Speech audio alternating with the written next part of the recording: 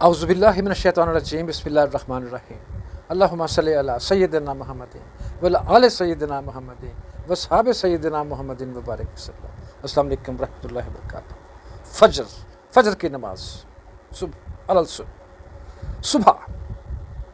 صبح صادق پہ بندہ بالکل فریش ہوتا ہے، دماغ اور سارے اعضاء کیونکہ ریسٹ کر چکے ہوتے ہیں، بندے کا ذہن ہر نئی معلومات ذہن نشین کرنے کے لائق ہوتا ہے، جسم کافی دیر تک کھڑا ہونا برداشت کر سکتا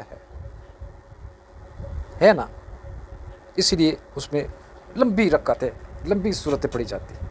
چلیں آپ ویژولائز کیجیے، میں ویژولائز کر کے آ چکا ہوں۔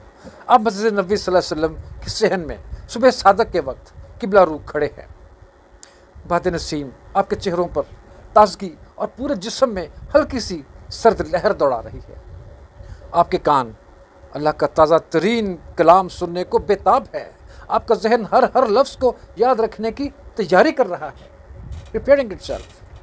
تکبیر اللہ اکبر کی صدا کانوں سے ٹکراتی ہے تو آپ ہینڈز اپ کر کے خود کو اللہ کے حوالے کر دیتے ہیں، اللہ اکبر اللہ کے حوالے۔ الحمد شریف کے بعد ایک نئی آیت آپ کے گوش گزار ہوتی ہے تو لرزہ طاری ہو جاتا ہے، پورا جسم کانپ جاتا ہے، آنکھوں سے آنسو جاری ہو جاتے ہیں، آپ سنتے جاتے ہیں روتے جاتے ہیں، وقت یا تھکاوٹ کا احساس نہیں ہوتا۔ یاد رکھیں آپ مسجد نبوی میں کھڑے ہیں، نماز تمام ہونے پر آپ کچھ دیر سکتہ کی حالت میں رہتے ہیں، جو سنا اس کو دہراتے ہوئے ذہن نشین کرنے لگ جاتے ہیں، اور نماز کون پڑھا رہے ہیں؟ آپ صلی اللہ علیہ وسلم۔ ہم ان کی ابتدا میں ان کا نیا کلام سن رہے ہیں اور اس کو ذہن نشین کر رہے ہیں۔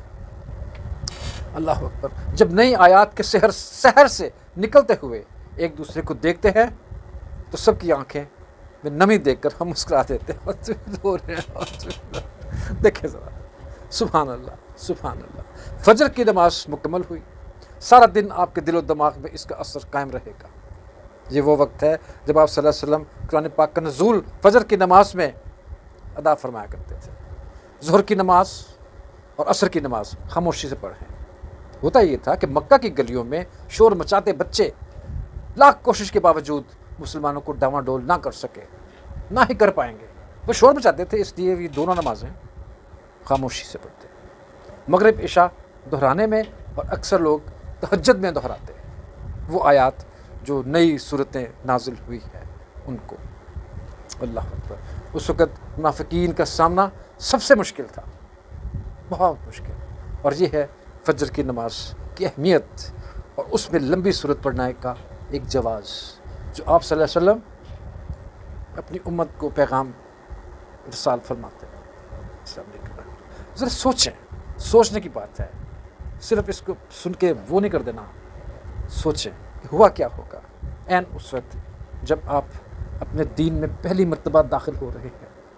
آپ کے پاس کوئی قواعد و ضوابط ایسے نہیں آئے، اب قواعد و ضوابط آ رہے ہیں، نزول ہو رہا ہے قرآن پاک کا۔ السلام علیکم۔